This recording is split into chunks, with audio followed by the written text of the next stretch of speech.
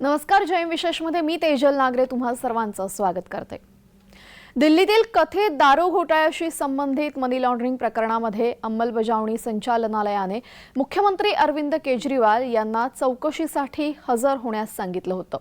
21 डिसेंबर रोजी अरविंद केजरीवाल यांना चौकशीसाठी हजर होण्यास सांगण्यात आलं होतं। मात्र केजरीवाल यांनी चौकशीला गैरहजर राहत ईडीचा समन्स राजकीय हेतूने प्रेरित आणि बेकायदेशीर असल्याचं म्हटलेलं आहे। यावेळेस अरविंद केजरीवाल दिल्लीचे मुख्यमंत्री अरविंद केजरीवाल यांना बोलावणं आलं होतं ईडीचं, मात्र त्यांनी अनुपस्थिती दर्शवली। दिल्लीचे मुख्यमंत्री अरविंद केजरीवाल यांनी अंमलबजावणी संचालनालयाने 21 डिसेंबर रोजी चौकशीसाठी बोलावलं होतं, मात्र चौकशीला न जाता त्यांनीच ईडीला उत्तर पाठवलं की त्यांचं चौकशीला बोलावणं हे चूक आहे। दरम्यान यावर भाजपाची प्रतिक्रिया समोर आलेली आहे, पाहूयात। केजरीवाल जी के शराब का हिसाब किताब है, अभी तक गिनती चल रही है। सुप्रीम कोर्ट ने मनीष सिसोदिया के बेल के समय रिजेक्ट करने के समय बड़े स्पष्ट शब्दों में कहा था कि there is an established money trail. Money trail है और एस्टैब्लिश्ड है, ये देश के सर्वोत्तम न्यायालय ने कहा। फिर भी आप अरविंद केजरीवाल जी की बेशर्मी को देखिए, आज भी भाग गए। 2 नवंबर को भागे थे, आज भी भाग गए। तर दिल्लीचे मुख्यमंत्री अरविंद केजरीवाल हे चौकशीपासून पळाले आहेत असा खोचक टोला भाजपाने लगावला। त्यानंतर आता ईडीने केजरीवाल यांना चौकशीसाठी बोलावलं आणि यावर आपचे खासदार राघव चड्डा यांनी ईडीच्या समन्सवर प्रश्न उपस्थित केलेला आहे। ते काय म्हणालेत पाहूयात। मुख्यमंत्री विपश्यनेला गेले आहेत। ते विपश्यनेला गेल्याचं सर्वांनाच माहिती आहे।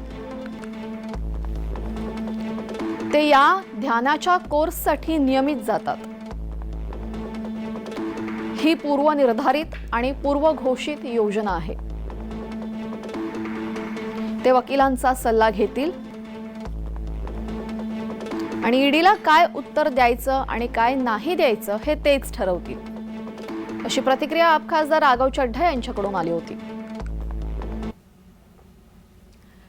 तर गेल्या वेळी ईडीने या प्रकरणामध्ये अरविंद केजरीवाल यांना समन्स पाठवलं होतं आणि त्यांना 2 नोव्हेंबर रोजी हजर राहण्यास सांगितलं होतं, परंतु 2 नोव्हेंबरलाही ते हजर झाले नाहीत आणि मध्य प्रदेशच्या विधानसभा निवडणुकांच्या प्रचारासाठी ते गेले। तर भाजपाने हे सगळं सुडाच्या राजकारणाखाली करत आहे असा आरोप यावेळेस केजरीवालांनी वारंवार केलेला आहे। केजरीवाल यांनी ईडीला पत्र लिहून हे बेकायदेशीर आणि राजकीय हेतूने प्रेरित असल्याचं म्हटलं होतं। ईडीने मुख्यमंत्री अरविंद केजरीवाल यांना समन्स बजावण्याची ही दुसरी वेळ आहे। यावेळेस मनी लॉन्ड्रिंग प्रतिबंध कायदा 2002च्या कलम 50 नुसार हे समन्स पाठवण्यात आलं आणि या समन्सनंतर केजरीवाल यांनी वैयक्तिकरित्या किंवा त्यांच्या अधिकृत प्रतिनिधीमार्फत हजर राहणं आवश्यक होतं।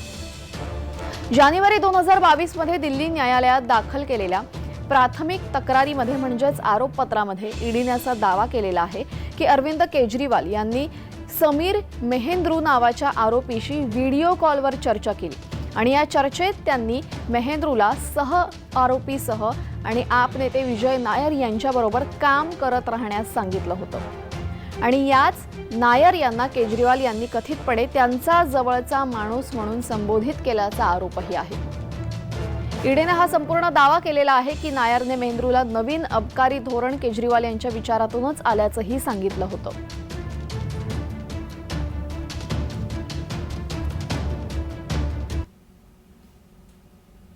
तर ईडी भाजपाच्या इशाऱ्यावर समन्स पाठवत आहे असा आरोप अरविंद केजरीवाल यांनी केलेला आहे।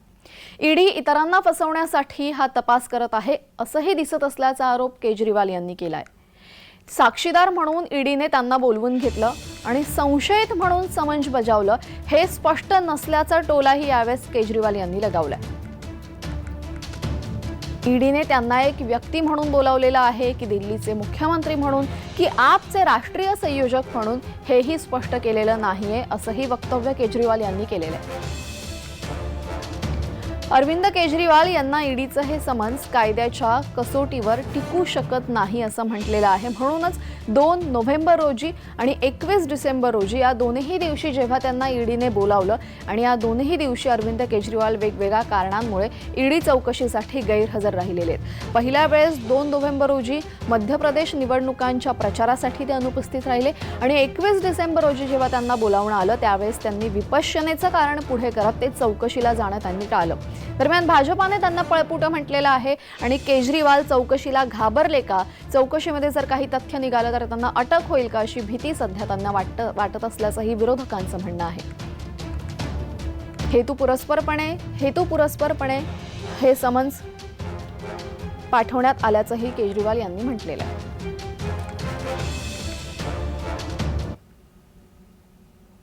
तर केजरीवाल हे सातत्याने दुसऱ्या वेळेस नोटिसीनंतरही अनुपस्थित राहिले चौकशीसाठी. या नोटिसीनंतरही अरविंद केजरीवाल चौकशीसाठी हजर झाले नाही तर ईडी केजरीवालांना तिसरी नोटीस पाठवू शकते आणि नियमाप्रमाणे समन्स बजावलेली व्यक्ती जोपर्यंत हजर होत नाही तोपर्यंत ईडी त्या व्यक्तीला समन्स पाठवू शकते. मात्र वारंवार समन्स पाठवूनही संबंधित व्यक्ती चौकशीसाठी आली नाही तर ईडीचं पुढचं पाऊल काय असतं हे आपण पाहूयात. ईडी न्यायालयासमोर अर्ज दाखल करेल.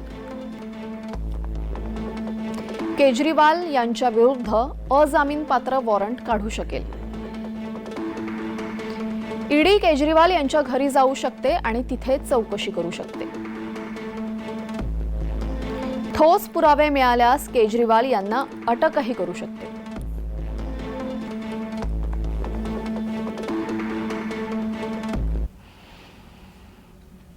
तर दिल्ली मद्य घोटाळा प्रकरणी या आधीही आपच्या नेत्यांना अटक करण्यात आलेली आहे आणि आता तिसरा नंबर अरविंद केजरीवाल यांचा असू शकतो अशी चर्चा आहे. तर पाहूयात या आधी कोणत्या 2 नेत्यांना अटक झालेली आहे.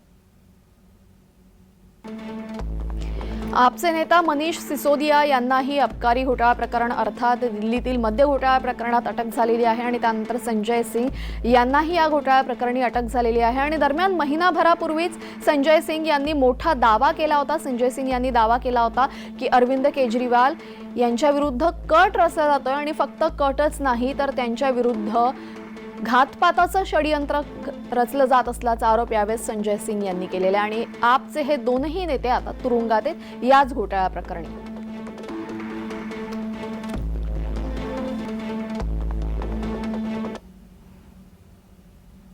तर दिल्लीतील मद्य घोटाळा प्रकरणी या आधीच आपचे 2 नेते तुरुंगात आहेत आणि केजरीवाल यांनाही वारंवार चौकशीसाठी बोलवलं जाते आणि त्यांच्या डोक्यावरही अटकेची टांगती तलवार आहे. दरम्यान हा दिल्ली मद्य घोटाळा नक्की काय आहे हे आपण समजून घेऊयात. दिल्लीत नवे मद्य धोरण 2020 मध्ये तयार झालं. नवं धोरण 2021 मध्ये लागू झाले. दिल्लीची 32 झोनमध्ये विभागणी करण्यात आली. प्रत्येक झोनमध्ये जास्तीत जास्त 27 मद्याची दुकाने उघडण्यात येणार होती. नव्या मद्य धोरणानुसार दिल्लीतील मद्याची सर्व दुकाने ही खासगी करण्यात आली. सरकार मद्य विक्रीतून बाहेर पडणार हे यातूनच सूचित करण्यात आलं. प्रत्येक महापालिकेच्या प्रभागामध्ये 2 ते 3 मद्य विक्रेते असतील असंही या धोरणाबाबत ठरवण्यात आलं. दारूचा काळा बाजार संपवून सरकारचा महसूल वाढवणं असं या धोरणाचं प्राथमिक उद्दिष्ट होतं. पण यासोबतच सरकारने परवानाधारकांसाठी नवे नियम तयार केले. अनेक विक्रेत्यांनी सवलतीच्या दरामध्ये मद्य विक्री केल्यामुळे अनेक ठिकाणी मोठी गर्दी झाली. विरोधकांच्या आक्षेपानंतर सवलतीच्या दरात मद्य विक्रीचा निर्णय मागे घेण्यात आला. नवे धोरण अंमलात आणल्यानंतर सरकारच्या महसुलात 27% वाढ झाली, ज्यामुळे सरकारच्या तिजोरीत 8,900 कोटी रुपये जमा झाले.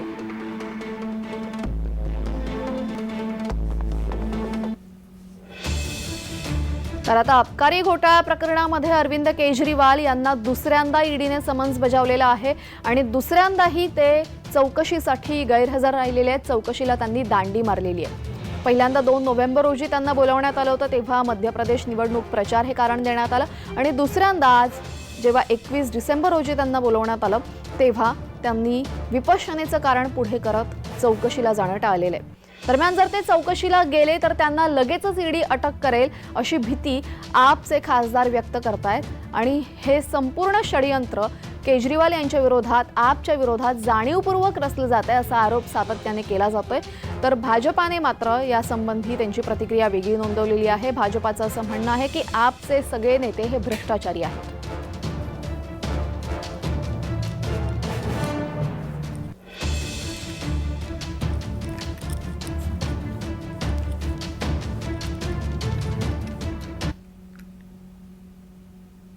तर आता अरविंद केजरीवाल यांना दुसऱ्यांदा समन्स पाठवूनही ते अनुपस्थित राहिले. यानंतर ईडी तिसरं समन्स बजावणार की थेट त्यांच्या घरी जाणार हे पाहणं वेळच सांगेल. यासह जय विशेषमध्ये झालेली आहे एक छोटीशी विश्रांतीची वेळ. कुठे जाऊ नका, बघत रहा जय महाराष्ट्र.